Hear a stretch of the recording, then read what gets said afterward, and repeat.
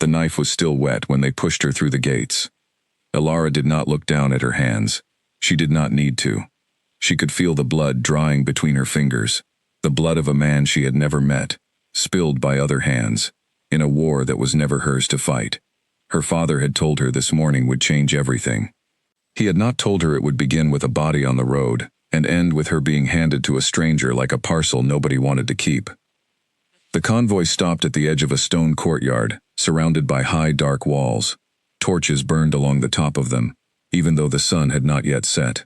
Elara counted 12 guards before she stopped counting, because counting only made the fear worse, not better. "Out," said the man beside her. He was not unkind, but he was not gentle either. He simply wanted this over with, the same way a man wants to be done carrying something heavy. She stepped down from the wagon.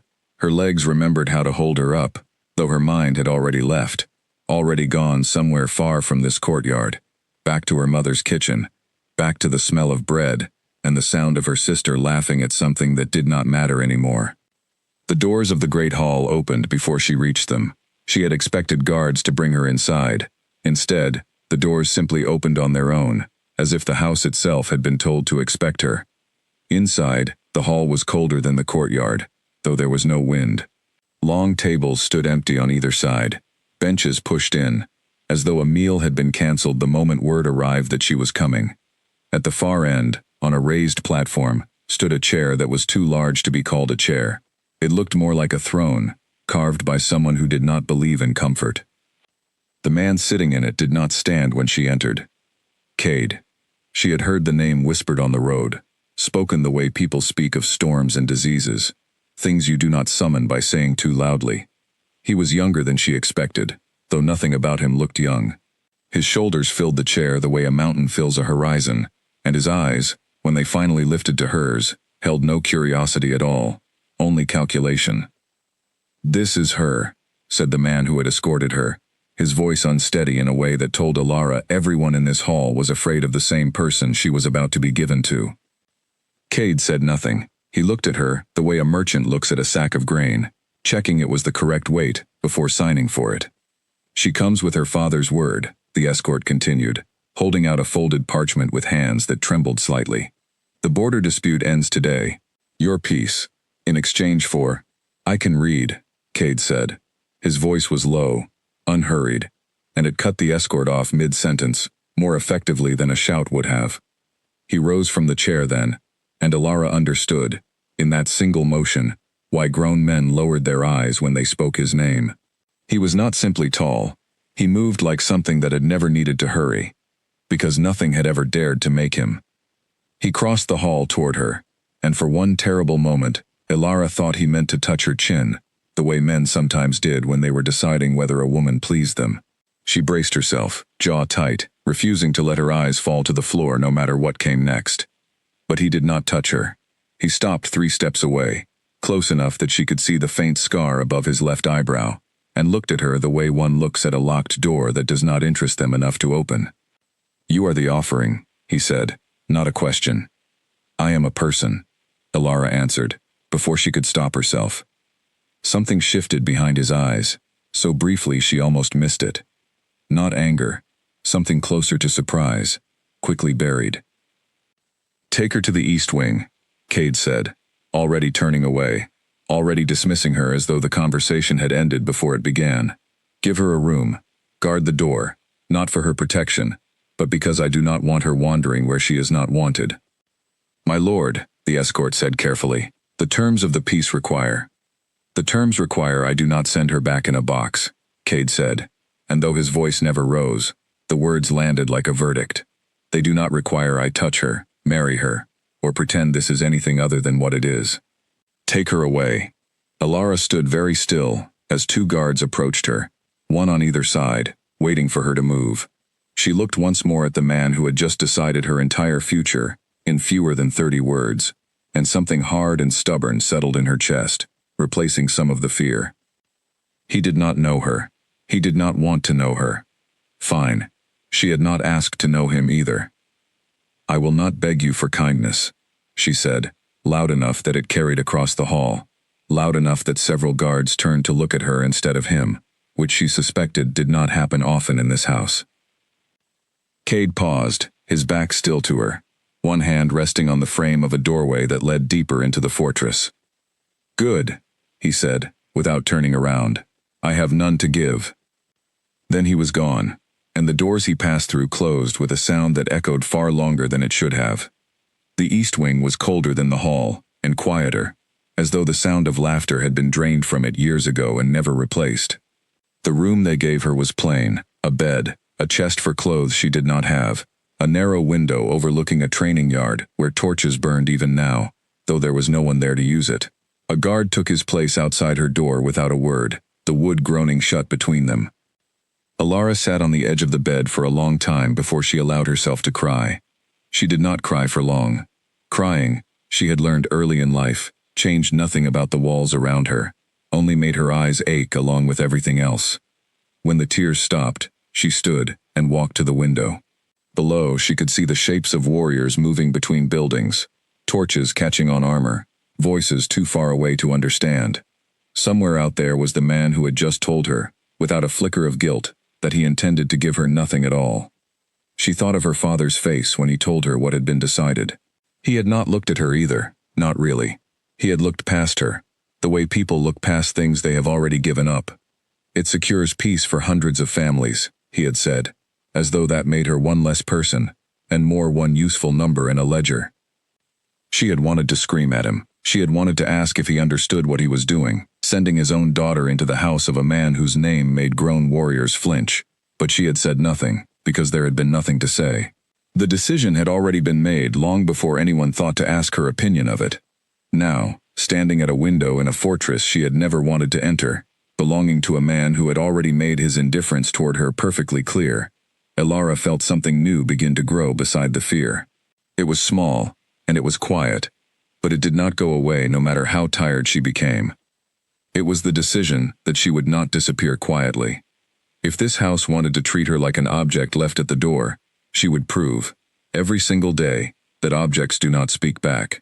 Objects do not remember every unkind word. Objects do not wait, patiently, for the day someone finally has to look at them properly. A soft knock came at her door some time later, so different from the heavy sound of the guard's boots that it startled her.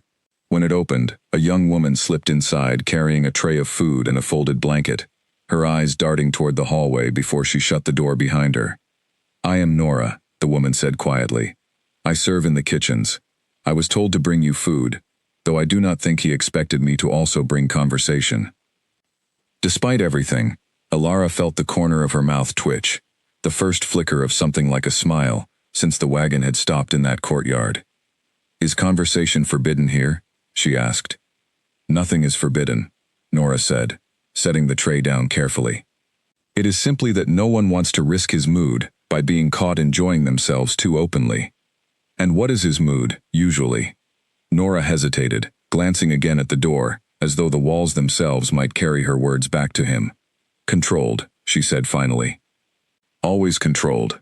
I have served in this house for 3 years, and I have never once seen him raise his voice. It is almost worse than if he did." Alara considered that. A man who never raised his voice, and yet every person in this fortress moved as though a single misstep might bring down the sky. There was a story behind that kind of stillness, she thought. People did not become like that without a reason. "Why did he agree to accept me at all?" Alara asked, "if he wanted nothing to do with me?" Nora's expression grew careful, the look of someone deciding how much truth was safe to share. "Because refusing would have meant war returning to the border, and whatever else people say about him, no one has ever accused him of caring so little for his people that he would let them die simply to avoid an inconvenience." She paused. "You are not the first offering this house has received. You may be the first one he has decided to entirely ignore." "Lucky me," Alara said, and this time the bitterness in her own voice surprised her. Nora did not laugh, but something in her face softened, a kind of quiet sympathy that felt more honest than anything anyone had offered Alara all day. "For what it is worth," she said, moving toward the door, "I do not think ignoring you will be as easy for him as he believes it will be." "Why do you say that?" Nora paused with her hand on the door. "Because you looked him directly in the eye in that hall, and spoke back to him in front of his own men." No one does that, not the guards who have served him for a decade, not the elders who raised him. You did, on your very first day, before you even knew his name properly. She offered a small, careful smile. That is not the kind of thing this house forgets quickly. Whatever he says about wanting nothing to do with you. Then she was gone, and Alara was alone again, with the tray of food growing cold, and the torches outside burning steady against the dark. She ate slowly, staring out at the fortress that was now, whether she wanted it or not, her home. Somewhere within these walls, a man had decided she did not matter enough to notice. Alara pulled the blanket Nora had left around her shoulders and settled onto the narrow bed, listening to the guard's footsteps pace outside her door, back and forth, the only sound in a house built entirely from silence. Tomorrow, she told herself, closing her eyes, she would begin finding her place in a house that had decided she did not have one.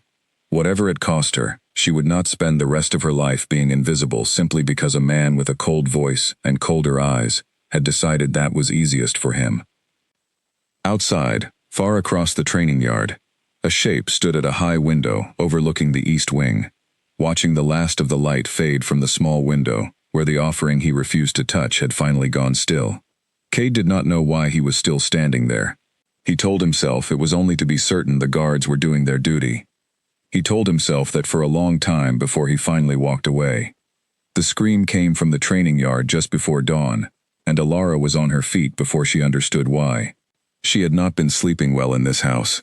The bed was soft enough, the blanket warm enough, but her body had not yet learned that the danger of the wagon ride and the cold hall was over, so it kept her half awake most nights, listening for footsteps that did not belong.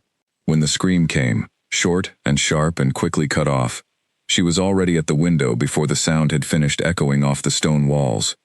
Below, in the gray light before sunrise, she saw two figures grappling near the far fence, and past them, sprawled on the ground, a third figure that was not moving. The guard outside her door did not react. She could hear him still standing there, steady and bored, as though screams in the training yard were as common as birdsong. That thought unsettled her more than the scream itself.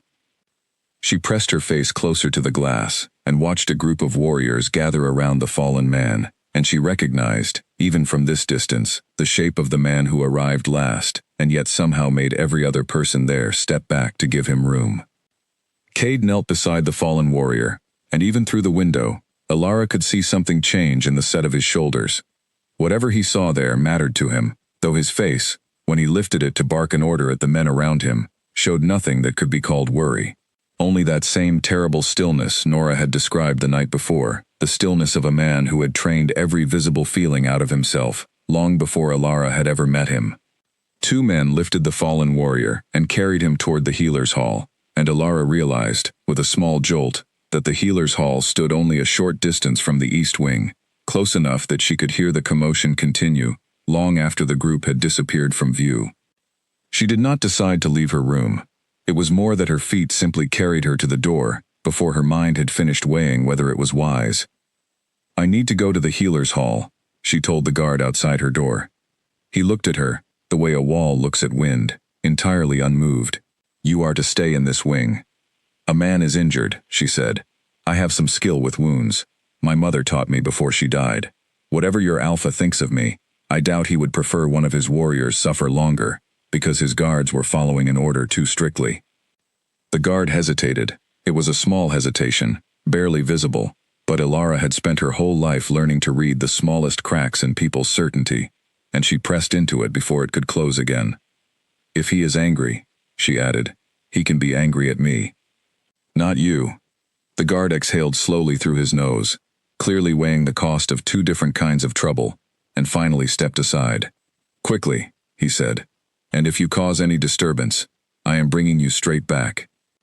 The healer's hall smelled of crushed herbs and something sharper underneath, a scent Alara recognized from years spent beside her mother's sickbed, learning which roots calmed fever and which cloths stopped bleeding fastest.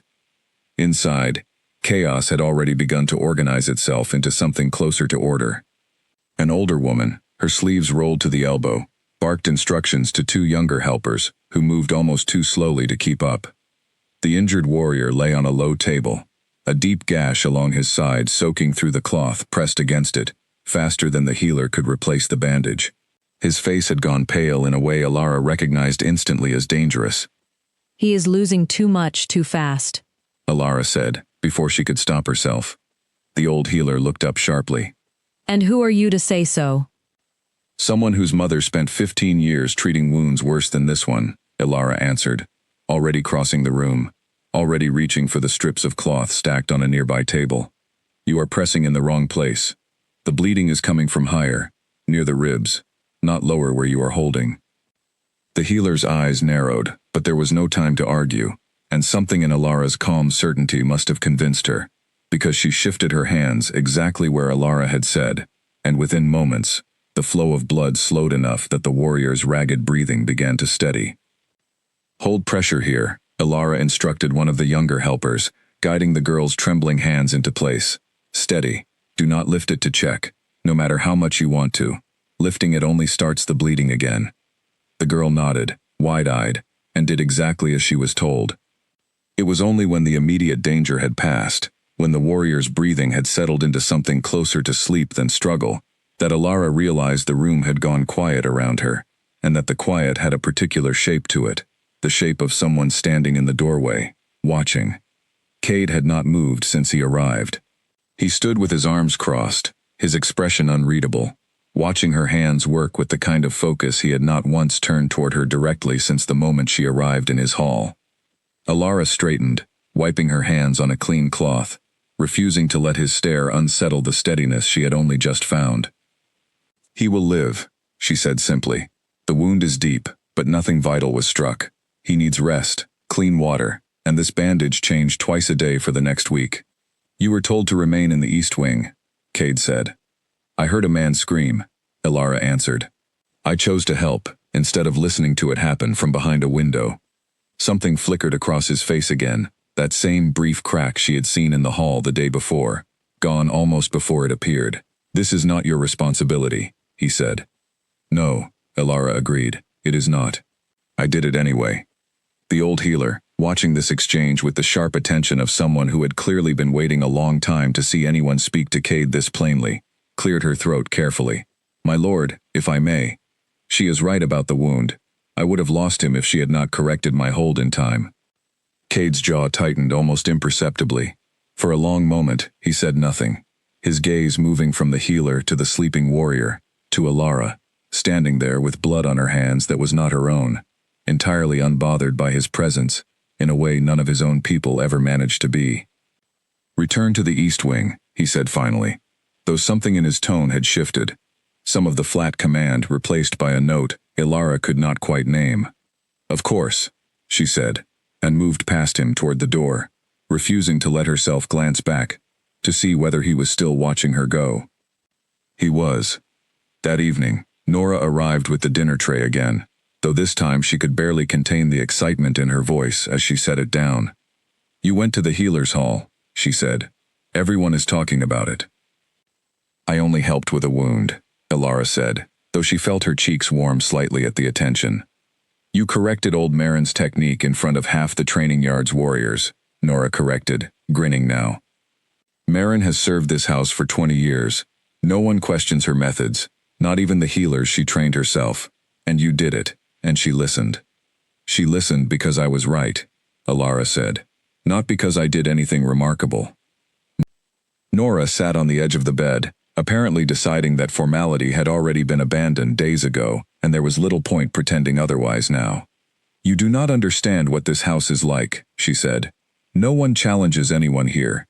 Everyone moves exactly the way they are expected to move, says exactly what they are expected to say, because the alternative is drawing his attention, and his attention is not something anyone wants.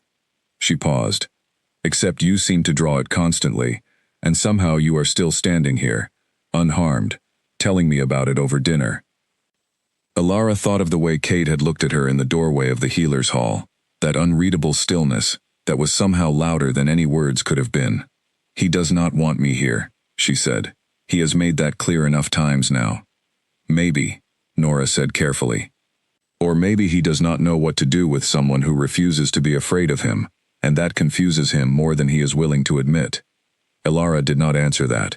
She was not sure what to say to it, and some small, cautious part of her did not want to examine the warmth that spread through her chest at the thought too closely.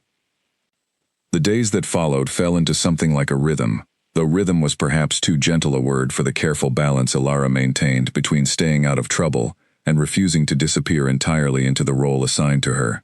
She spent mornings in the healer's hall, where old Marin, despite her initial sharpness, had quietly begun including her in the daily rounds, teaching her the specific herbs grown in this region, and learning, in turn, remedies Elara's mother had passed down from a different part of the world entirely. She spent afternoons walking the edges of the training yard, watching warriors spar from a careful distance, learning the names of the ones who nodded to her now, instead of staring with open suspicion. A young warrior named Callum, barely older than herself, had taken to greeting her each time their paths crossed. His easy friendliness, a small, welcome relief, in a house otherwise built from careful silences. "You are not what any of us expected," he told her one afternoon, leaning against the fence as she passed. "When word came that the Alpha was taking an offering, everyone assumed we would be guarding a frightened girl who never left her room. Instead, we have someone correcting old Marin's bandaging and learning every warrior's name faster than most of us learned each other's. Would you prefer the frightened girl?" Elara asked, a small smile tugging at her mouth despite herself. "Absolutely not," Callum said, grinning. "This is far more interesting." It was a small exchange, nothing more than idle friendliness, but Elara found herself thinking about it later that evening as she sat by her window, watching the torches flicker across the training yard. For the first time since the wagon had stopped in that stone courtyard, she felt something other than fear settle into her chest. Not comfort exactly, not yet, but something closer to purpose. A sense that she was not simply waiting here to be noticed or ignored, but slowly, carefully, building something of her own within walls that had never wanted her. She did not see Cade often in those first weeks. He kept to the far side of the fortress, occupied, Nora told her, with matters of the pack that required his constant attention, but she felt his presence in smaller ways she could not quite explain. A guard who had been posted outside her door for the first days was quietly reassigned, replaced by one who did not treat her like a prisoner requiring watch. New books appeared in her room one evening, left without explanation, on subjects she had mentioned once, in passing, to old Marin, days before, in a conversation she had not realized anyone else was listening to. She never asked who had left them. She suspected she already knew the answer, and some cautious, guarded part of her was not yet ready to test that suspicion by asking aloud. Then, 3 weeks after her arrival, everything shifted again. It began with raised voices near the main gate, voices Elara recognized as belonging to men from her father's pack, their tone sharp with the particular urgency of people who had traveled a long distance carrying bad news. She was in the healer's hall when the commotion reached her, old Marin pausing mid-sentence to look toward the door with an expression Elara had not seen on her before. "Something has happened," Marin said quietly. Elara did not wait to be told what. She was already moving toward the gate, her heart beginning to pound with a fear she recognized instantly, the same fear that had gripped her the morning the wagon carried her away from everything she knew. At the gate, she found Cade standing with his arms crossed, listening to a messenger who had clearly ridden hard and long to arrive in this state, his horse lathered with sweat behind him, his own face streaked with dust, and something that looked disturbingly like blood that was not his own. "They broke the terms," the messenger was saying, his voice cracking with exhaustion. 3 nights ago, a raiding party crossed the eastern border, while everyone believed the peace was holding.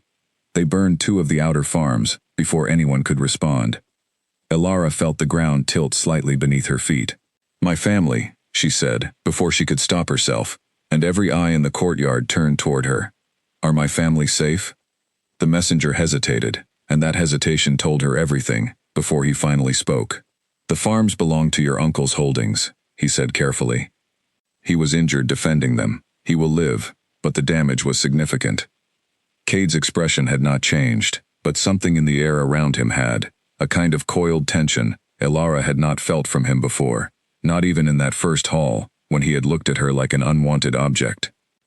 "Who ordered the raid?" Cade asked, his voice low and even, the same voice Nora had described as being worse than shouting. "We do not know for certain," the messenger admitted. But there are those within your father's council, he added, glancing at Alara now, who never wanted this peace agreed to at all, who believed the offering weakened them rather than protected them. The words landed like a blow.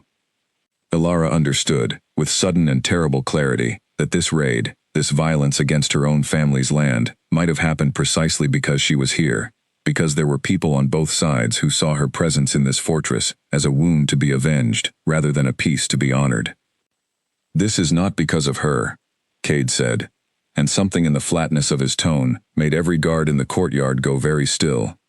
This is because certain men believe cowardice, disguised as cleverness, will go unanswered. They are about to learn otherwise. He turned then, his gaze finding Alara across the courtyard, and for the first time since she had arrived, she saw something in his expression that was not indifference, not calculation, but something sharper and more immediate.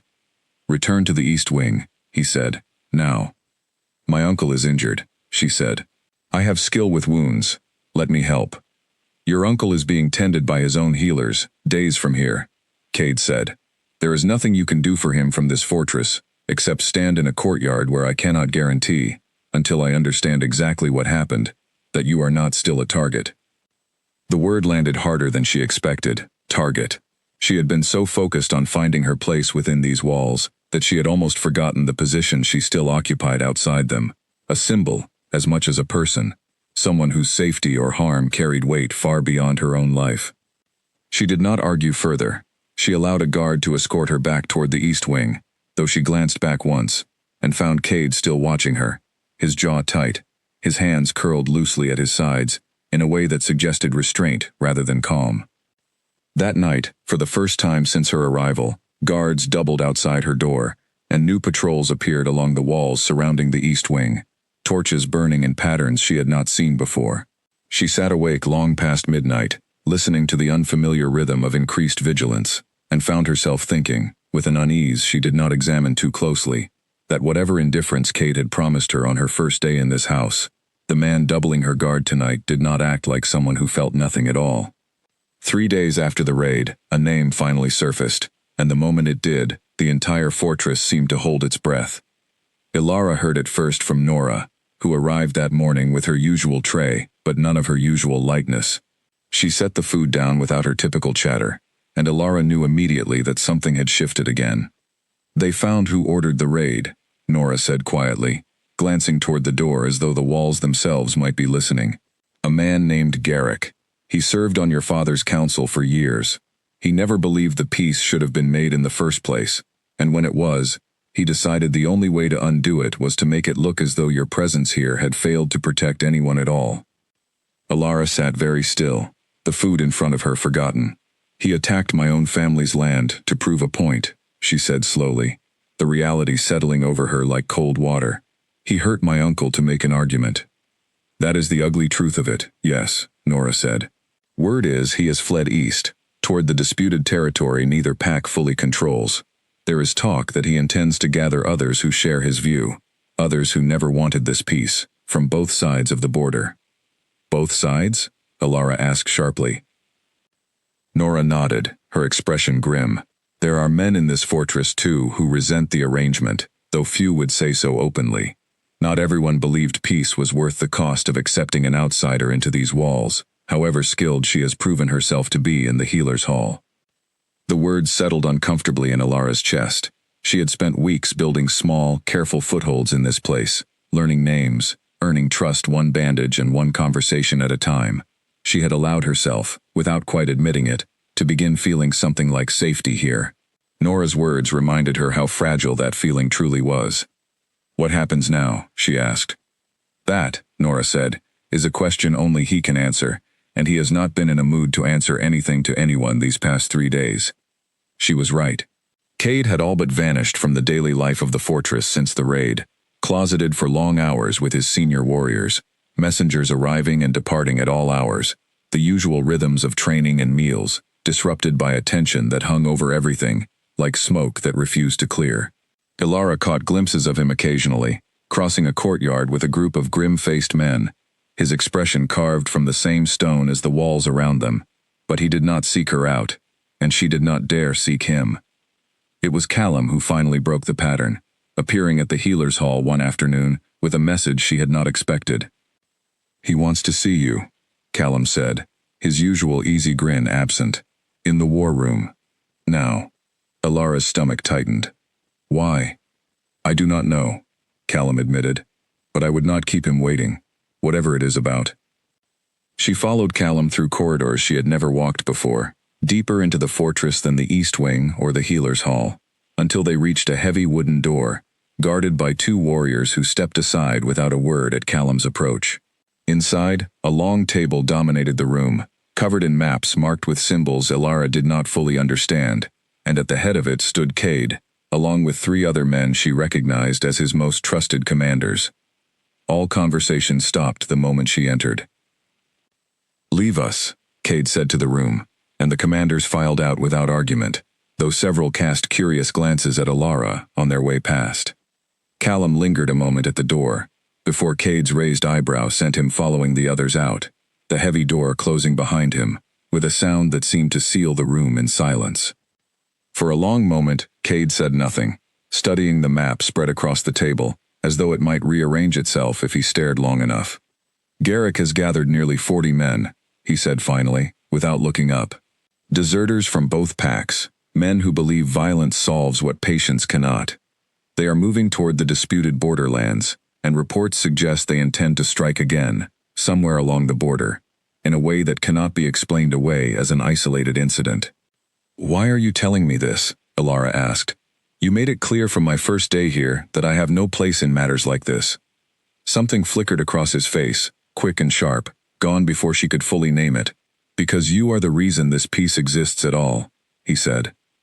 "And because Garrick's men have made it clear, through messages intercepted by my scouts 2 nights ago, that they consider you a symbol worth eliminating, if it means unraveling everything this arrangement was meant to secure."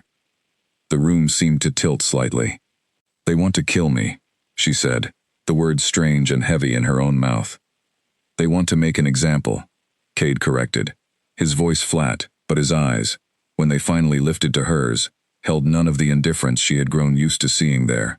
"Of what happens to those who accept peace instead of continuing a war they believe should never have ended." Ilara swallowed hard, forcing her voice to remain steady even as her pulse hammered against her ribs. "Then what do you intend to do?" "I intend to make certain it never happens," Cade said simply. "Which means, for the immediate future, your movements within this fortress will be more restricted than they have been. Guards will accompany you at all times, even within the healer's hall. You will not leave the walls of this compound under any circumstance, until Garrick and his men have been dealt with." "That could take weeks," Ilara said. "Months even." "Then it takes months," Cade said, and there was something almost fierce in the way he said it, a tone she had not heard from him before, one that did not match the calm indifference he had shown her since the day she arrived. She studied him for a long moment, trying to reconcile the man standing before her now, jaw tight, with something that looked disturbingly like protectiveness, with the man who had told her, in front of his entire hall, that he had no kindness to offer her. "You said you would not touch me," she said quietly. "That you wanted nothing to do with any of this, and yet here you are, planning to spend weeks, maybe months, ensuring nothing happens to me." Cade's expression closed slightly, retreating back toward the careful neutrality she recognized from their first meeting. "This has nothing to do with what I want," he said. "It is a matter of honor. If harm comes to you within these walls, it reflects on every promise I have made to maintain this peace. My reputation, and the safety of every person under my protection, depends on your survival." "Of course," Ilara said, and if there was a note of disappointment in her voice, she told herself it did not matter, that his reasons were his own business, and that she should be grateful for protection, regardless of what motivated it. But that night, lying awake in her room, with 2 guards now stationed outside instead of 1, she found herself replaying the moment in the war room, again and again, the flash of something fierce in his eyes when he had spoken of what could not be allowed to happen to her. Honor, he had called it, reputation. And yet the words had not matched the intensity behind them, not entirely, and some stubborn, foolish part of her chest refused to let go of that discrepancy no matter how firmly she tried to reason it away. The weeks that followed brought a new kind of tension to the fortress, one built from vigilance rather than open conflict. Patrols increased along every border. Scouts came and went at all hours, their reports growing increasingly detailed as Garrick's forces continued to move, striking small, isolated targets with a precision that suggested careful planning rather than desperate improvisation. Ilara found her days reshaped by the new restrictions. She could no longer walk freely to the training yard to watch warriors spar, no longer wander the gardens at the edge of the compound as she had begun to enjoy doing in the early mornings. Instead, her world narrowed to the healer's hall, the east wing, and the careful, guarded paths between them, always flanked by at least one warrior, whose presence she had grown to accept, even if she resented the reason for it. It was during one of these constrained days, nearly a month after the war room conversation, that everything changed again. She was in the healer's hall, helping old Marin prepare a poultice for a warrior who had strained his shoulder in training, when the doors burst open, and Callum stumbled through, his face pale, blood streaking one side of his forehead. "They found us," he said, breathless, before Marin could even begin assessing his wound. "A scouting party, near the northern ridge, 6 men, maybe more. We were ambushed." "Where is everyone else?" Ilara asked, already moving toward him, already reaching for clean cloth despite the restrictions that would surely follow this. "Behind me," Callum said. "We drove them off, but not before Denny took a blade to the leg. He is being carried in now." The doors opened again, and 2 warriors entered, carrying a third between them, his leg wrapped hastily in a cloth, already soaked through with blood. Ilara's training took over before fear had the chance to catch up with her, her hands moving with the same steady certainty she had shown weeks earlier, with the first wounded warrior she had treated in this hall.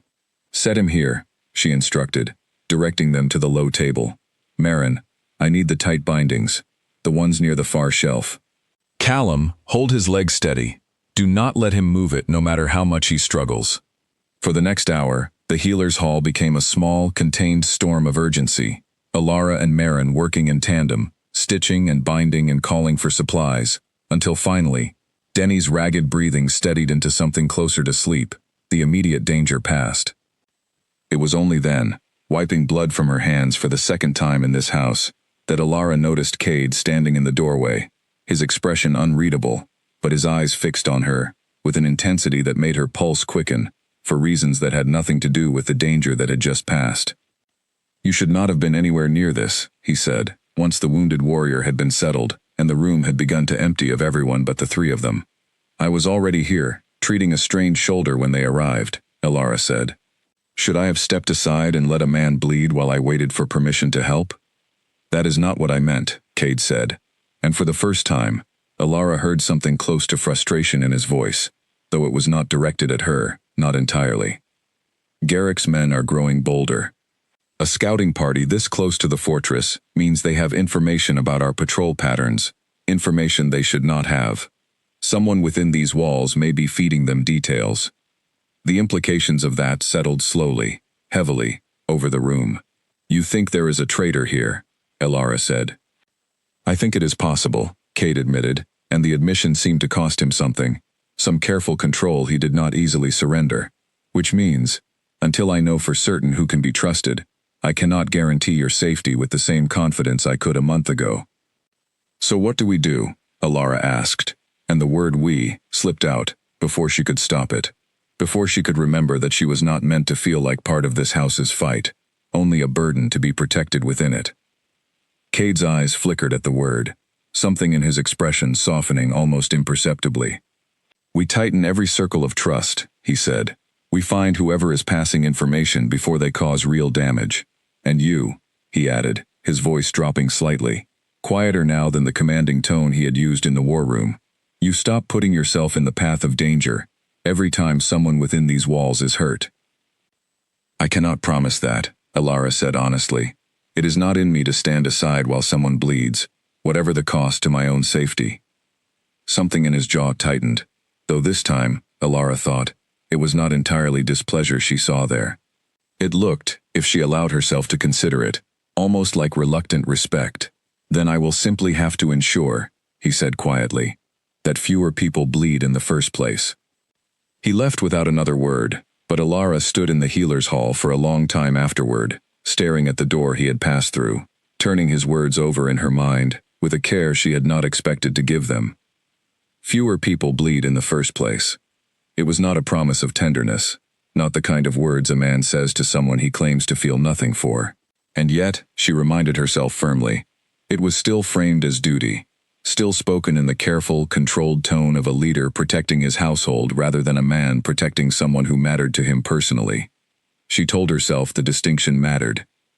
She told herself this again and again over the following days. Each time she caught herself thinking of the fierce look in his eyes when he had first told her about Garrick's threat. Each time she noticed a new guard pattern that seemed designed with particular attention to her own movements through the fortress. Each time Nora arrived with small comments about how the Alpha had personally reviewed every report involving the East Wing's safety before allowing it to be filed away. The distinction mattered, she told herself. And yet, despite every careful repetition of that thought, something in her chest continued to soften every time she remembered the look on his face in that healer's hall, the closest thing to fear she had seen from him since her arrival, aimed entirely, unmistakably, at the thought of something happening to her. 10 days later, the traitor was found. It was a quiet discovery, far less dramatic than Alara had imagined it might be. A young guard named Perrin, barely older than Callum, was caught passing a message to a rider waiting just beyond the northern wall, a message that, when intercepted, detailed exact patrol schedules and the layout of the East Wing's guard rotations. The fortress gathered in the main courtyard the following morning, the same courtyard Alara had first walked through weeks earlier, blood still drying on her hands from a stranger's death. This time, it was Perrin who stood at the center, flanked by guards, his face pale but resigned, as though he had known this moment was coming, since the instant he made his choice. Cade addressed the gathered crowd with the same controlled stillness Alara had come to recognize, though something in his voice, when he spoke of the betrayal, carried an edge sharper than she had heard from him before. Trust within these walls is not a small thing, he said, his gaze sweeping across the assembled warriors and household members. It is the foundation everything else is built upon. When it breaks, people we care for pay the price for it. His eyes found Alara's briefly across the courtyard, and something passed between them that felt heavier than the words themselves suggested. That price ends today. Perrin was exiled rather than executed, a mercy Alara had not expected from a man with Cade's reputation, though Nora later explained quietly that mercy, in this house, was rarer than most people assumed, reserved carefully for those whose betrayal came from fear rather than malice, and Perrin, it seemed, had been threatened into his choice by Garrick's men, rather than acting from loyalty to their cause. With the traitor gone and the immediate security threat resolved, the fortress slowly began to breathe again, the tight vigilance easing enough that Alara found herself, for the first time in weeks, walking the training yard without a guard, pressed close at her shoulder. It was there, standing at the fence watching Callum spar with another warrior, that Cade finally approached her directly, without the shield of duty or war room strategy standing between them. "I owe you an apology," he said, stopping beside her at the fence, his eyes fixed on the sparring match ahead rather than on her, as though speaking to her directly required more courage than facing an entire raiding party. "For what?" Alara asked, genuinely surprised. "For the way I treated you, that first day," he said. "I told you I had no kindness to give, and I meant it, at the time. It seemed simpler that way. Safer, perhaps, for reasons I did not fully understand until recently." Alara turned to look at him properly, studying the careful, guarded expression on his face. The same stillness that had unsettled an entire fortress for years, now turned toward something that looked almost like vulnerability. "And now?" she asked quietly. Cade was silent for a long moment, his jaw working as though he were choosing each word with great care before allowing himself to speak it. "Now I find that indifference is considerably harder to maintain than I expected it to be," he said finally. "Particularly toward someone who insists on running toward danger every time this house needs help, rather than away from it." It was not a declaration. It was not even close to one, cautious and careful, and wrapped in enough distance that either of them could still retreat from it if needed. But it was more than he had given her since the moment she arrived, and Alara found herself smiling, small and genuine, for what felt like the first time in this fortress since the wagon had carried her through its gates. "I told you," she said, "I would not disappear quietly." "No," Kate agreed. And for the first time, something that might almost have been called warmth touched the corner of his mouth. "You certainly have not." They stood together at the fence a while longer, saying nothing further, but the silence between them felt different now, lighter than it had been in that first cold hall, carrying within it the fragile beginning of something neither of them was yet ready to name aloud. The letter arrived folded into a small, tight square, tucked beneath a loaf of bread on Alara's breakfast tray, and the moment she saw the handwriting, her stomach dropped before she had even opened it. It was her sister's writing. Ren rarely wrote unless something was wrong, and even then, only when she had no other way of reaching Alara through the usual channels their father allowed. Alara unfolded it with careful fingers, aware of the guard stationed just outside her door, aware that whatever this letter contained, she would need to decide quickly how much of it to share within these walls. "Father is not well," the letter read. "He has said nothing to the council, but I have seen him grow weaker these past weeks, since the raid on Uncle's land. I do not think he will admit it, even to himself, but I believe there are those close to him who see his weakness as opportunity. Be careful, sister. Whatever peace you have built there, do not assume it is safe from what is happening here." Alara read the letter twice more before she folded it back into its tight square, her mind already racing through possibilities she did not like the shape of.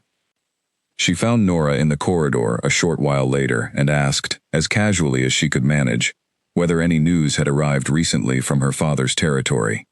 "Nothing official," Nora said, frowning slightly at the question. "Though I did hear the border scouts mention increased movement near the western pass 2 nights ago. Nothing confirmed, only rumor." Rumor was enough to send Alara toward the war room before she had fully decided to go there, her sister's letter still folded carefully in her palm. Cade was alone this time, bent over a fresh set of maps, and he looked up the moment she entered, something in his expression sharpening immediately at whatever he saw in her face. "What happened?" he said. Not a question, so much as a demand for information he could already sense was troubling.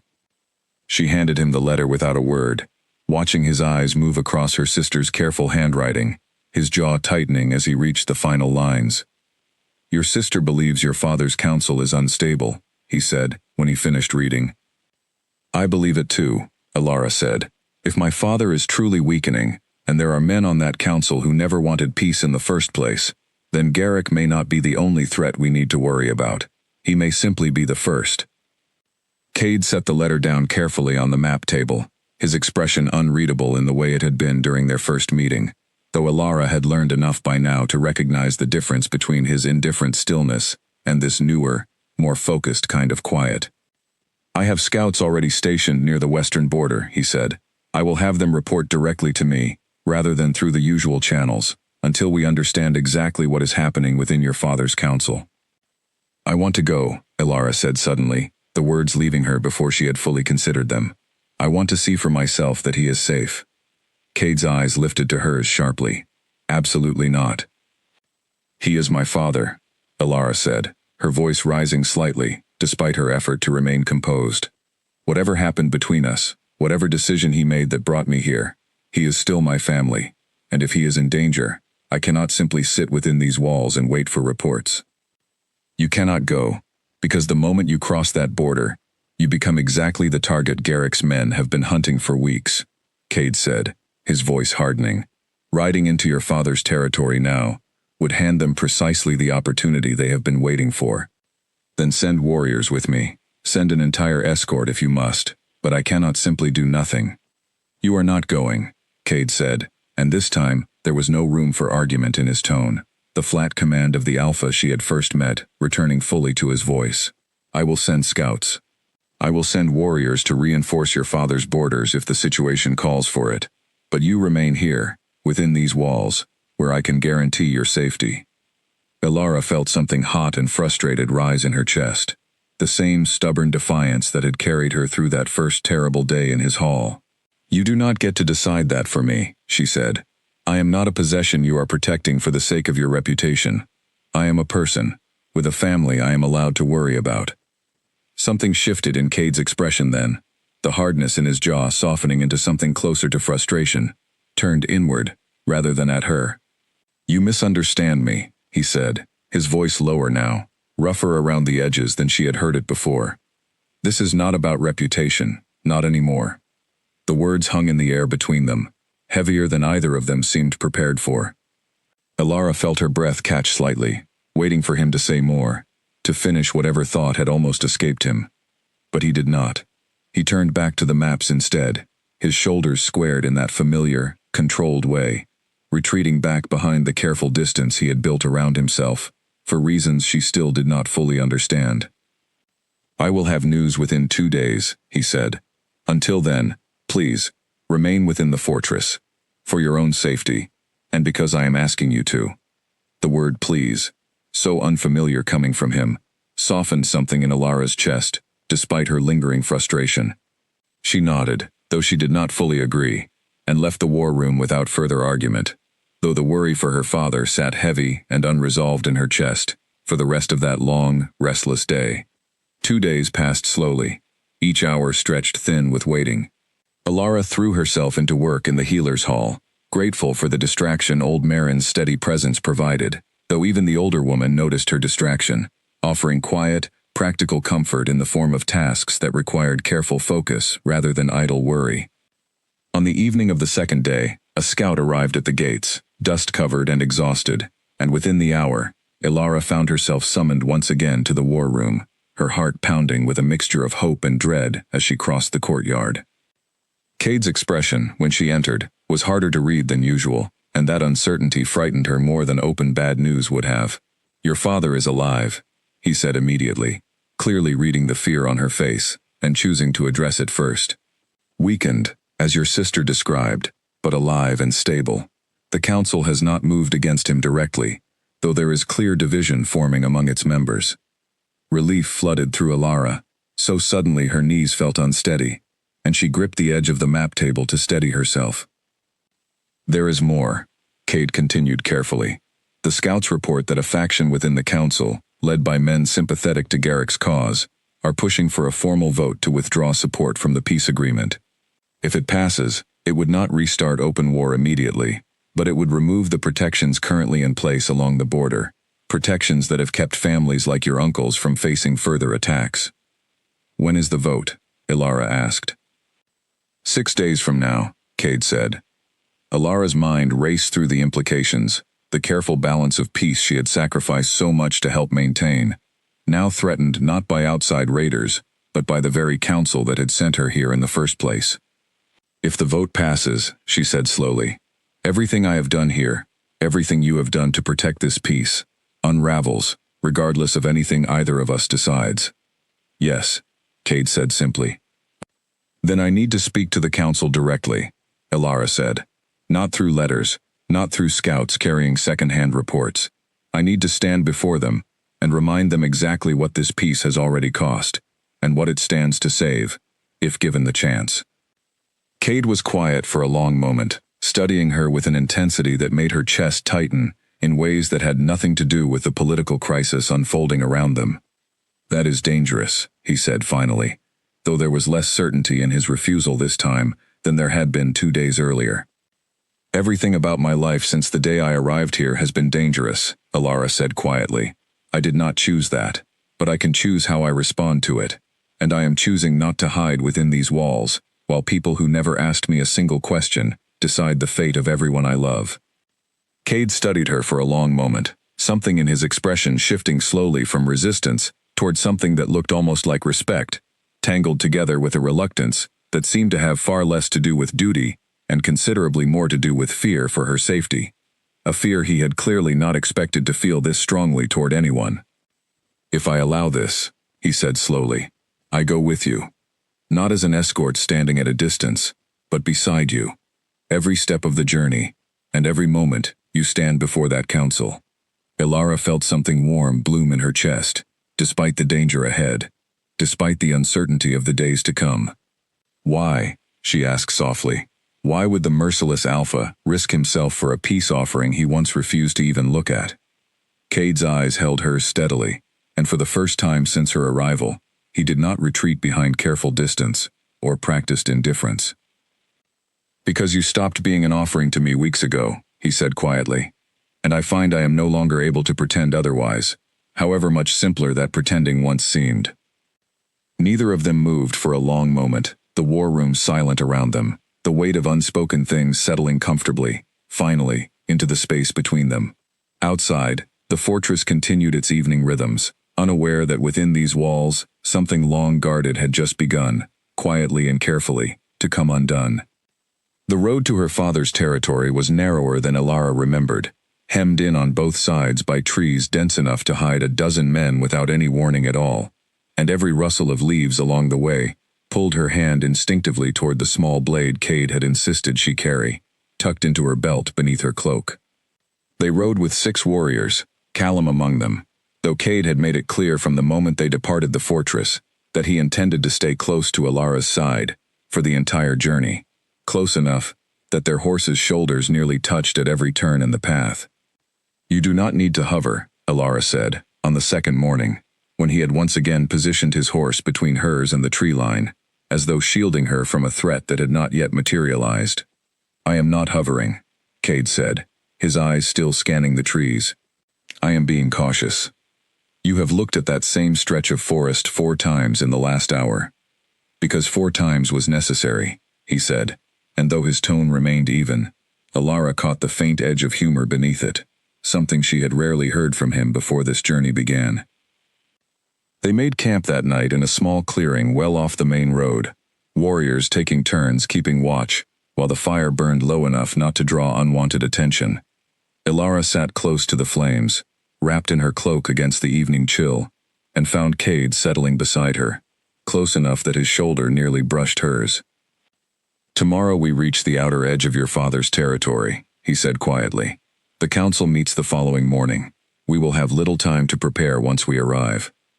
"I know what I need to say," Elara said, though her voice carried less certainty than she wanted it to. "I have been rehearsing it since the day we left." "They will not make it easy for you," Cade said. "Some of them sent you away as a solution to a problem they no longer wish to fight. Having you return, and stand before them as someone who refuses to be dismissed so easily, will not sit comfortably with everyone in that room." "Good," Elara said. "I am tired of sitting comfortably with people who decided my life without asking me a single question."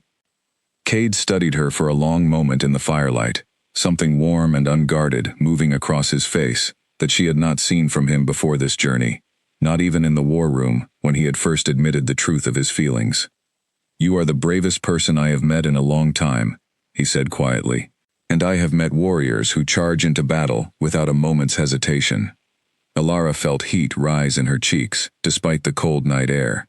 "Bravery is easier when you have already lost everything you were afraid to lose," she said. "There is very little left for me to be careful with anymore." "That is not entirely true," Cade said, his voice dropping lower, and when Elara turned to look at him, she found his eyes fixed on hers, with an intensity that made her breath catch in her throat. "You still have people who would move mountains to keep you safe, whether or not you ask them to." The words hung between them, heavy with meaning neither of them had spoken plainly before, and for a long, suspended moment, Elara thought he might finally close the distance that had grown thinner and thinner between them over the past weeks. But a warrior's voice called softly from the edge of the clearing, reporting movement near the tree line, and the moment scattered, both of them rising quickly, alert once more to the dangers surrounding this journey. It turned out to be nothing more than a passing deer, but the interruption left Elara's heart pounding, for reasons that had little to do with fear of ambush. They reached the outskirts of her father's territory the following afternoon, and Elara felt the familiar weight of home settle over her the moment she recognized the shape of the hills against the horizon, the particular color of the stone walls that marked her father's holdings. It was strange, arriving here now, as someone who no longer quite belonged, carrying a piece she had helped build within walls that had once felt like her entire world. Her father received them in a smaller hall than Cade's, though the tension within it was no less thick. The council members already gathered along the long table, their expressions ranging from cautious curiosity to open suspicion as Elara entered beside Cade. Her father looked older than she remembered, his face drawn with an exhaustion that confirmed everything her sister's letter had warned. But his eyes, when they found her across the room, held something she had not expected: relief, and beneath it, a guilt he had clearly been carrying since the day he sent her away. "Alara," he said, his voice unsteady, "I did not expect you to return so soon." "I did not expect to need to," Alara said, keeping her voice steady, despite the tangle of emotion rising in her chest. "But I hear this council intends to vote away everything that peace secured, without once considering what that would cost the people living along this border." A murmur rippled through the gathered council, and one man, older and sharp-eyed, leaned forward with open skepticism. "This is a matter for the council, not for a young woman who has spent the past 2 months living comfortably within enemy walls." "Comfortably," Alara repeated, and something hard and furious sparked in her chest. "I have spent the past 2 months treating wounds from raids ordered by men who claim to want peace while funding violence in the shadows. I have watched warriors bleed, because your faction's chosen instrument, Garrick, decided burning innocent farms would prove some point about strength. Do not speak to me of comfort." The hall fell silent. Even Cade, standing quietly at her side, seemed surprised by the sharpness in her voice, though something in his expression looked distinctly like pride. "This peace has already cost lives," Alara continued, her voice steadier now, carrying across the hall with a confidence she had not known she possessed until this exact moment. "But it has also saved them. My uncle survived a raid because reinforcements arrived quickly, reinforcements that would not exist without this alliance. If you vote to withdraw support now, you are not simply rejecting an agreement. You are choosing, deliberately, to leave this border undefended against men who have already shown exactly what they intend to do with that opportunity." Her father rose slowly from his seat, his voice carrying the authority Alara remembered from her childhood, though softened now by something that sounded almost like humility. "My daughter speaks the truth this council has been reluctant to hear," he said. "I sent her away believing it was the only path toward peace, and I have spent every day since regretting that I never gave her the chance to choose that path herself. I will not compound that mistake by ignoring her wisdom, now that she stands before us, offering it freely." The vote, when it finally came 2 days later, fell decisively in favor of maintaining the peace. The faction sympathetic to Garrick's cause outnumbered and increasingly isolated, as council members who had wavered chose, in the end, to side with the safety Alara had described so plainly. That evening, as preparations began for the journey home, Alara found Cade standing alone near the edge of her father's courtyard, staring up at a sky just beginning to darken with the first stars of evening. "You saved this peace today," he said as she approached. "Not scouts, not warriors, not careful diplomacy. You, standing in that hall, refusing to let them dismiss you." "We saved it," Alara corrected gently. "You brought me here. You stood beside me the entire way." "I only opened the door," Cade said. "You were the one who walked through it, and refused to be pushed back out." They stood together in comfortable silence for a while, the stars gradually filling the sky above them, and Alara found herself thinking, with a clarity she had not allowed herself before, that whatever this journey had cost her in fear and uncertainty, it had also given her something she had not expected to find, in a fortress that once felt like nothing more than a prison. It had given her a home, built not from politics or duty, but from something far more fragile and far more precious, something that had grown slowly, patiently, in the space between careful distance and unguarded honesty, until neither of them could pretend any longer that it was not there. Smoke rose from the eastern ridge before the sun had fully cleared the horizon, and the alarm bell rang across the fortress before Alara had even finished dressing. She was at the window in seconds, watching warriors sprint across the training yard toward the main gate, Cade's voice already carrying orders across the courtyard, with a sharpness she had not heard from him since the night of the first raid. Whatever had happened, it was serious enough to pull him from his morning council before it had properly begun. She dressed quickly and made her way down, ignoring the guard's half-hearted protest that she remain in her room, and found the courtyard alive with a chaos she recognized instantly as the aftermath of an attack rather than a drill. "What happened?" she asked Callum, who was strapping on armor near the gate, his face grim. "Garrick's men struck the grain stores near the southern wall," he said. "Set fire to 2 of the storehouses before the watch caught them." We lost most of the winter stock. Elara's stomach dropped. Winter was still months away, but a fortress this size, along with the villages it protected, depended on those stores lasting through the coldest months. Losing them now meant hardship for hundreds of people who had nothing to do with the politics that had brought this violence to their door. "Is anyone hurt?" she asked. "Two of the watchmen," Callum said. "Burns, mostly. Nothing old Marin cannot handle, but it will be a long recovery." Elara did not wait for permission. She turned and ran toward the healer's hall, where she found Marin already directing frantic preparations. The two burned watchmen laid out on adjoining tables, their skin red and blistered along their arms and one man's neck. "Cold water first," Elara said, falling immediately into the rhythm she had learned over months of working beside Marin. "Then the honey salve, the one we keep for burns specifically, not the general wound paste. It draws heat from the skin faster." They worked for over an hour, and by the time both watchmen were stable and resting, their burns wrapped in clean cloth soaked with the cooling salve, Elara's hands were trembling with exhaustion, and the last traces of fear finally catching up with her. Cade found her there afterward, sitting on a low stool beside the sleeping watchman, her face pale and drawn. "You should rest," he said quietly, crouching beside her. "So should you," Elara said, noting the soot still streaked across his forearms, the exhaustion carved into the lines of his face. "How bad is it, the stores?" "Bad enough," he admitted. "We lost roughly a third of what we had gathered for winter. It will mean careful rationing, and likely trade negotiations with neighboring territories to make up the difference." "This is Garrick," Elara said. It was not a question. "Yes," Cade said, his jaw tightening. "A message was found nailed to the storehouse door before it burned. He grows bolder each time, and each time, he leaves less doubt about who is responsible." "Why?" Elara asked. "If the council vote already failed, if the peace is holding despite everything, why continue attacking now? What does he still hope to gain?" Cade was quiet for a long moment, his eyes distant, calculating something Elara could not yet see the shape of. "Because he no longer believes he can win through politics," he said finally.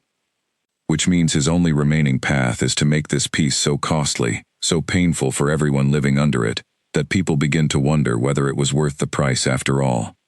The implication settled heavily over Elara. "He wants to turn our own people against us," she said slowly, "not through argument, but through suffering." "Yes," Cade said, "and unless we find him soon, he will succeed, regardless of how many council votes go in our favor." That evening, a war council gathered in the same room where Elara had first learned of Garrick's threat months earlier, though this time, no one suggested she leave before the discussion began.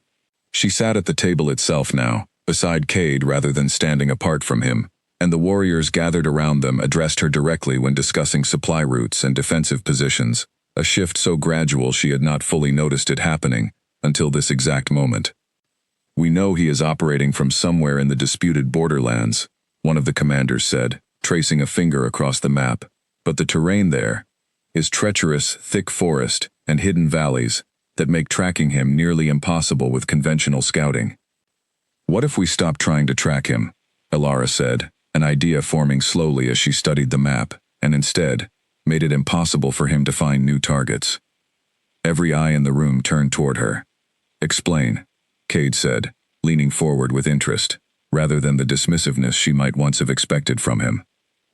"He has struck the grain stores, the outer farms, a scouting party near the ridge," Elara said, tracing the pattern across the map with her finger.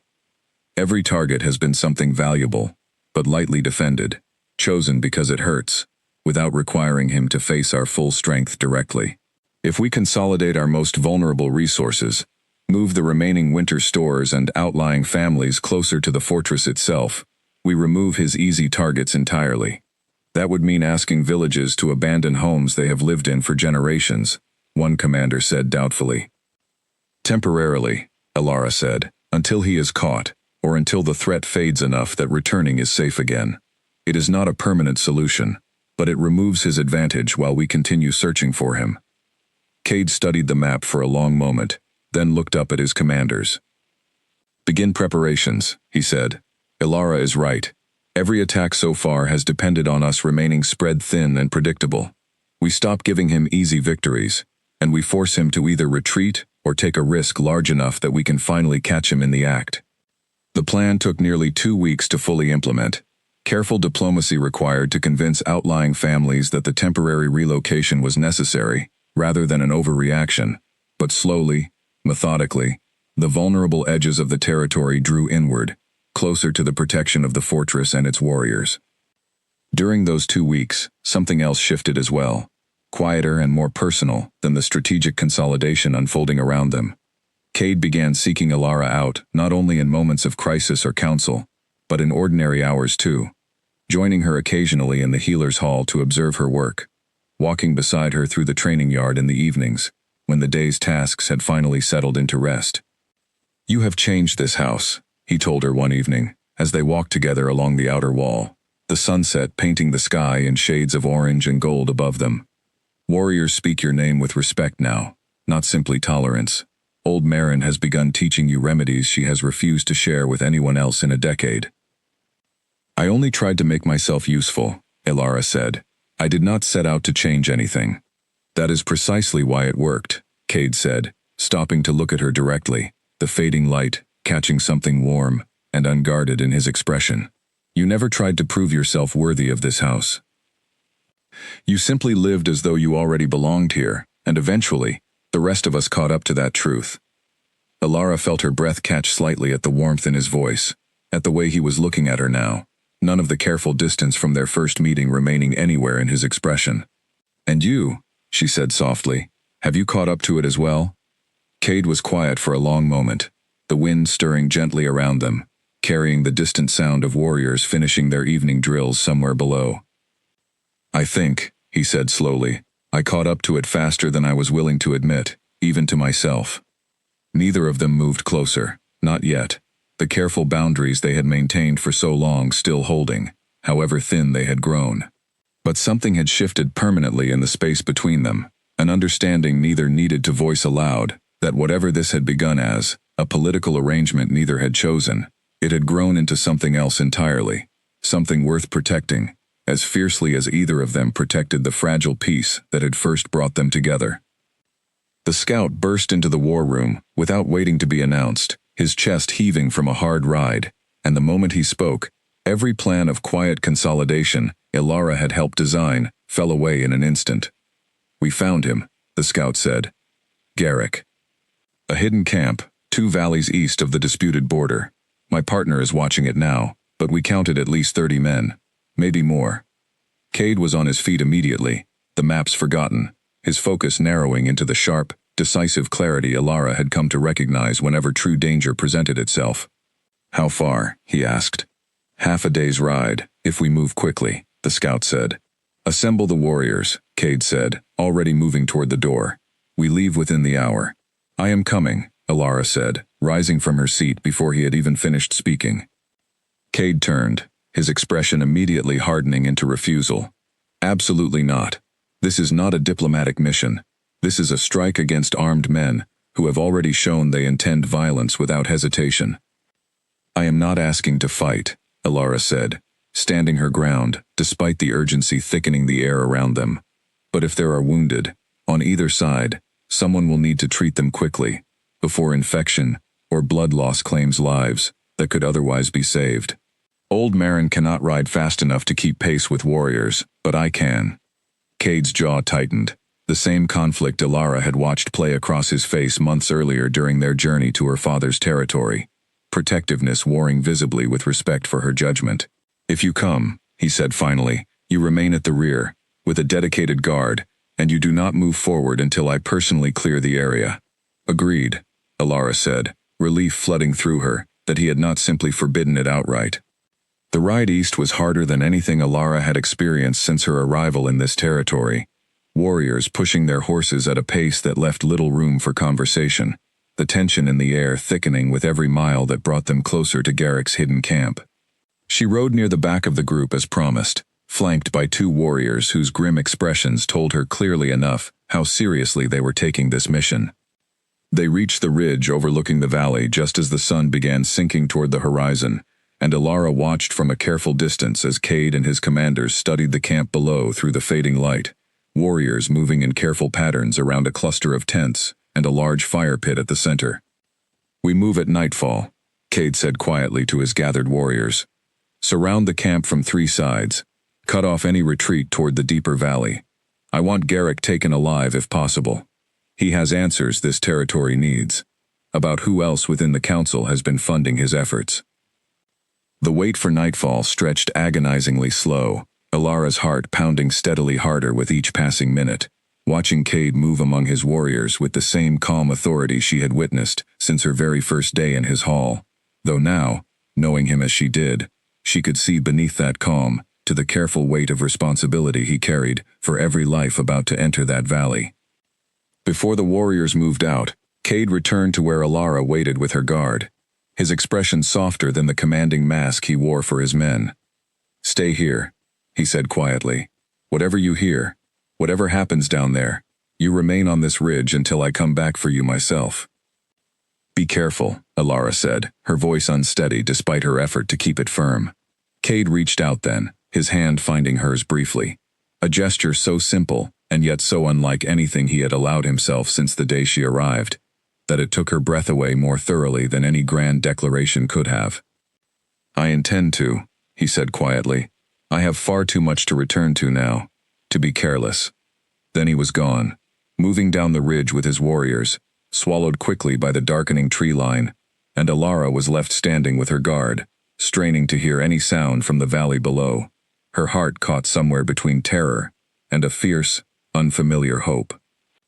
The sounds of conflict, when they finally came, were sharper and more chaotic than Alara had imagined, shouts and the clash of weapons carrying faintly up the ridge despite the distance, and she found herself gripping the fabric of her cloak so tightly her knuckles ached, praying with a desperation she had not felt since the day the wagon first carried her toward this territory.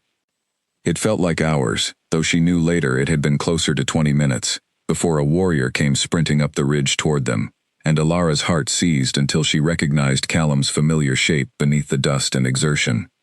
"It is done," Callum said, breathless. "Garrick is captured."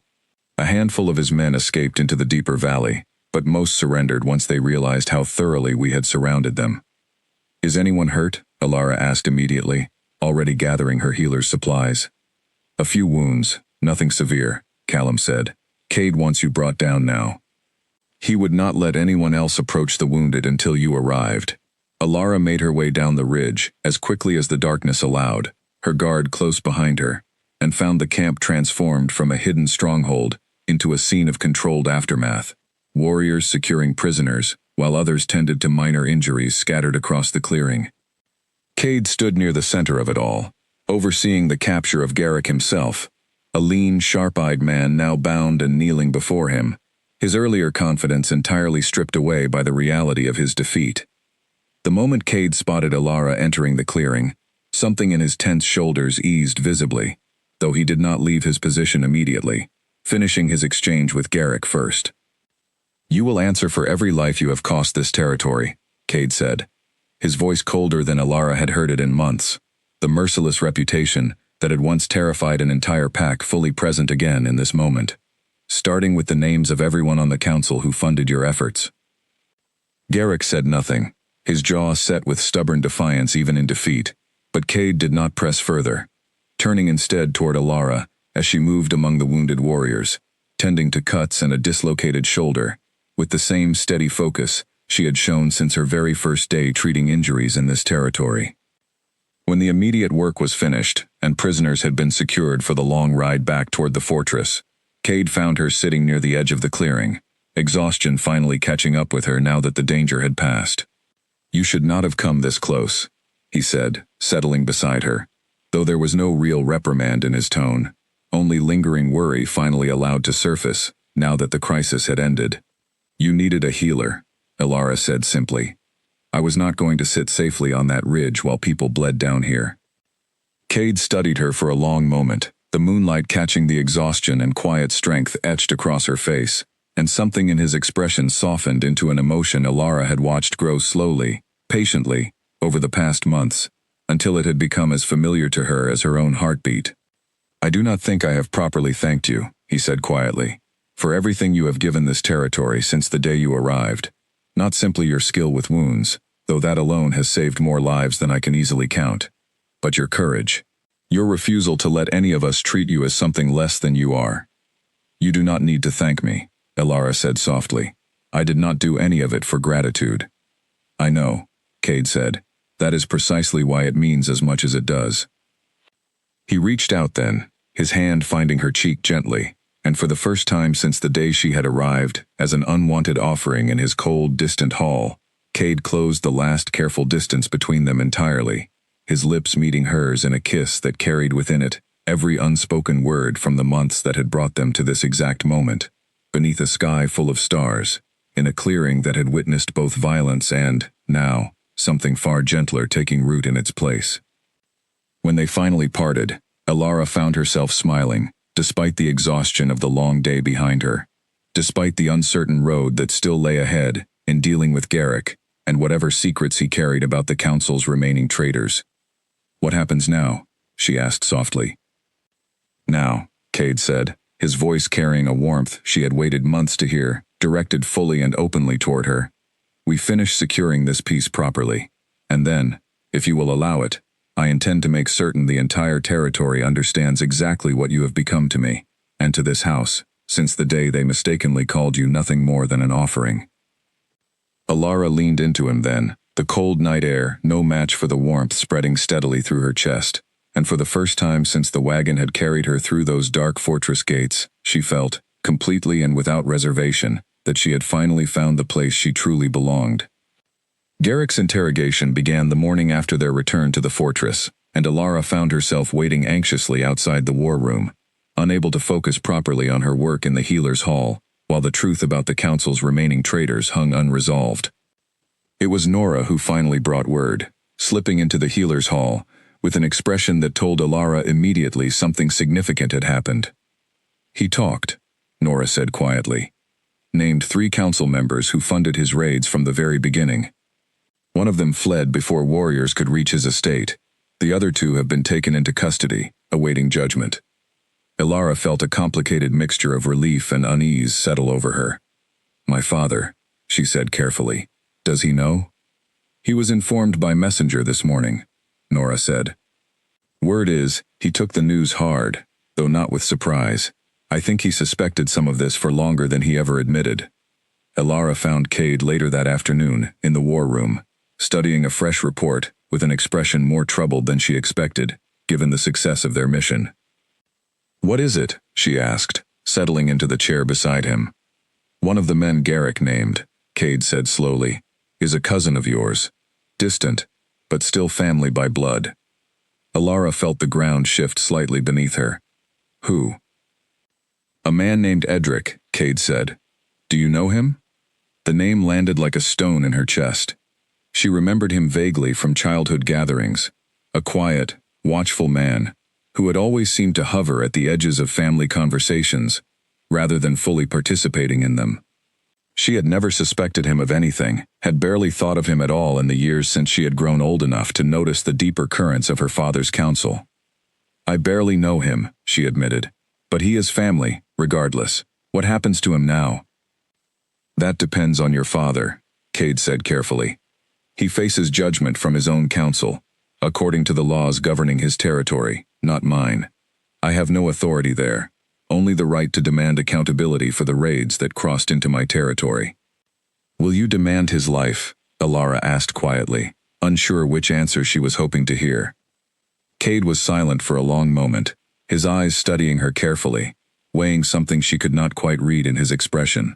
I will demand justice, he said finally, but I have learned, this past year, that justice and cruelty are not always the same thing, however much some believe they must be.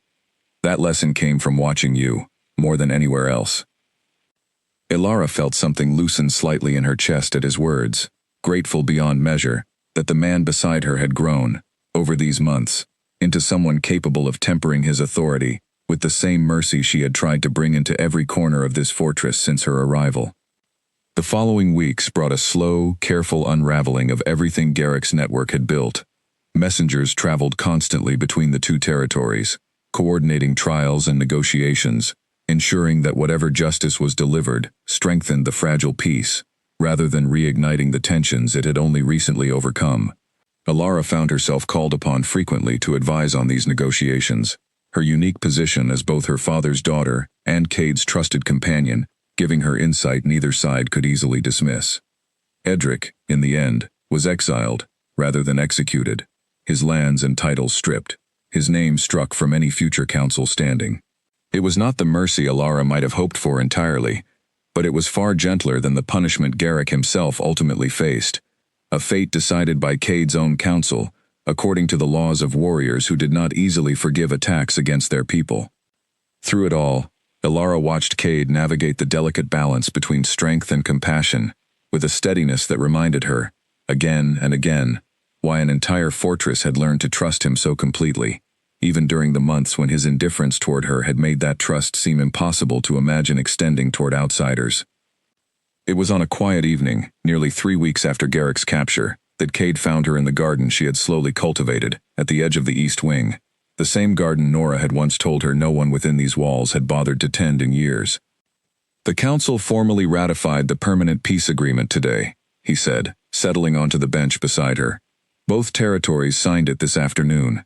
Garrick's faction has been entirely dismantled." "That is wonderful news," Alara said, genuine relief warming her voice. "It is," Cade agreed. "But there is something else I wish to discuss with you, separate from matters of council and treaty." Something in his tone made Alara's pulse quicken, and she turned to find him watching her with an expression she had come to recognize over these past months, warm and unguarded in a way the merciless alpha of the border territories had once seemed entirely incapable of. "You arrived here as an offering," he said quietly, "a political arrangement neither of us chose, built from necessity rather than desire. I told you, that first day, that I had no kindness to give you, and for a long time, I believed that to be true." "I remember," Alara said softly. "I was wrong," Cade said, "not simply about the kindness I claimed I lacked, though that too, but about everything I believed I understood about myself before you arrived. I built walls around this house, and around my own heart, because I believed vulnerability was a weakness no leader could afford to carry. You showed me, through every stubborn refusal to disappear quietly, every wound you treated with more courage than most warriors bring to battle, that strength and softness are not opposites at all." Alara felt tears gathering, unexpected and warm, as she listened to him speak more openly than she had ever heard him speak before, the careful, guarded man she had first met in that cold hall, entirely transformed into someone willing, finally, to lay his heart bare before her. "I do not wish for you to remain here, simply because a peace treaty requires it," Cade continued, his voice steady, despite the vulnerability evident in every word. "I wish for you to remain here, because this is where you choose to be, because whatever exists between us now has grown into something neither politics nor duty could have created on its own." He reached into his pocket then, and drew out a small, carefully carved ring, simple in design, but clearly crafted with deliberate care, the kind of gift that spoke of thought and intention rather than obligation. "I am not asking you to become my mate because tradition demands it, or because a council requires it to secure this peace," he said, his voice rough with emotion he no longer bothered to hide. "I am asking because I cannot imagine this fortress, or my own life, without you standing beside me in it. Because somewhere between that first cold hall and this garden you built with your own hands, you became not an offering forced upon me, but the choice I would make again, freely, every single day for the rest of my life." Alara looked at him, this man who had once terrified an entire pack with his careful, controlled silence, now kneeling before her in a garden neither of them had expected to find, offering not duty or obligation, but the truest kind of choice two people could make for one another. "Yes," she said, her voice breaking slightly with the weight of everything this moment carried. "Yes, I choose this. I choose you." He rose then, drawing her into his arms, and the kiss they shared beneath the fading evening light carried none of the careful distance that had once defined every interaction between them, only the full, unguarded warmth of two people who had found, against every unlikely circumstance that had brought them together, exactly where they were always meant to belong. News of the engagement spread through the fortress faster than any messenger could have carried it, and by the following morning, Alara found herself the subject of warm smiles and careful congratulations from nearly everyone she passed, a stark contrast to the wary suspicion that had greeted her on her very first day within these walls. But not everyone within the wider territory received the news so gladly. It was old Marin who first brought the warning, arriving at Alara's door earlier than usual, her expression tight with concern rather than her typical brisk efficiency. "There is talk among the older families," Marin said carefully, once she had settled into the chair across from Alara. "Some believe a formal mating between the Alpha and a woman originally sent here as a peace offering complicates the succession in ways the pack has not seen in generations. They worry it sets a precedent, that future offerings might expect similar outcomes, weakening the tradition's purpose entirely." Alara felt a familiar tightness return to her chest, the same defensive readiness that had carried her through her first difficult weeks in this fortress. "And what do you believe?" she asked. "I believe," Marin said, "that tradition exists to serve the people, not the other way around. And I have watched you serve this territory more faithfully than half the warriors who were born into it. But I did not come only to reassure you. I came to warn you that this will not be an easy transition, whatever Cade's authority might suggest otherwise." The warning proved accurate within days. A delegation of Elder Pack members requested formal audience with Cade, their concerns laid out with careful diplomatic language that nonetheless made their true objections plain. Alara sat beside Cade during the meeting, refusing his suggestion that she remain absent to avoid direct confrontation. "I understand your concerns," Cade said to the assembled elders, his voice carrying the same calm authority Alara had first witnessed in that cold hall so many months ago, though now warmed by an openness that had not existed then. "Tradition matters to this pack, and I do not dismiss it lightly. But tradition also evolves, as it always has, to reflect the values this pack holds most dear: loyalty, courage, a willingness to serve, even when it is not required. With respect," one elder said carefully, "those are qualities we would expect from any warrior born to this territory. It is different, entirely, to extend that same standard to someone who arrived here as a political instrument." "She arrived as a political instrument," Cade agreed, "because that is how she was treated by those who sent her, and, I confess, by myself as well, in the earliest days of her arrival. But she chose, every single day since, to become something entirely different through her own actions, her own courage, her own refusal to accept the limited role assigned to her. If this pack values the qualities I named, then we cannot in good conscience deny that Alara has demonstrated them more consistently than most who were born into this territory by birthright alone." The elders exchanged uncertain glances, clearly unprepared for such a direct and unwavering defense. It was Alara herself who finally spoke, drawing every eye in the room toward her. "I understand your hesitation," she said, keeping her voice steady despite the weight of so many skeptical gazes. "I was a stranger to this territory once, and I know that trust built over months cannot simply erase generations of tradition overnight. But I do not ask you to accept me, because Cade commands it, or because a council vote requires it. I ask you to judge me by what I have done within these walls, the wounds I have treated, the peace I helped preserve when it stood on the edge of collapse, the courage I have shown when it would have been far easier to remain silent and safe." She paused, letting her words settle before continuing. "If, after everything, you still believe I am unworthy of the place I have found here, I will not force myself upon a pack that does not want me. But I do not believe that is the truth in this room, whatever careful words of tradition are used to disguise it." The silence that followed stretched long and heavy, until finally, the eldest among them, a woman with silver hair and sharp, assessing eyes, rose slowly from her seat. "I have served this pack's council for over 40 years, she said. "I have seen leaders rise and fall, traditions honored, and traditions broken, when the moment demanded it. I came into this room prepared to argue against this mating on principle." She paused, studying Alara carefully. "I find myself, instead, prepared to argue in its favor, precisely because you have shown more respect for what this pack values than many who assumed that respect was owed to them by birth alone." Murmurs rippled through the remaining elders, and slowly, one by one, the tension in the room began to ease, resistance giving way, gradually, to grudging acceptance, and, in some cases, genuine warmth. By the time the meeting concluded, formal blessing for the mating had been granted, The elders' concerns addressed not through force or command, but through the simple, undeniable truth of everything Alara had built within these walls over the past months. Afterward, walking together through the quiet corridors toward the garden that had become their favorite refuge, Cade reached for her hand, lacing his fingers through hers, with an easy familiarity that would have seemed impossible on the day they first met. "You did not need my defense at all," he said, a note of admiration warming his voice. "You would have won them over regardless." "Perhaps," Alara said, smiling, "but it meant everything, hearing you stand beside me the way you did." "I intend to stand beside you for the rest of my life," Cade said quietly. "In council rooms, in gardens, in whatever storms this territory faces in the years ahead. That much, at least, is a promise I made the moment I realized what you had become to me."